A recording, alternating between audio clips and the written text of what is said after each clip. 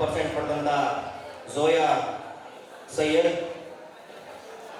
Zoya Sayed, she has secured 97 out of 100 in English, 97 out of 100 in Hindi, 96 out of physics, 96 out of 100 in physics, 94 out of 100 in chemistry, mathematics 99, biology 96. I request all to have a big round of applause for Zoya Sayed as the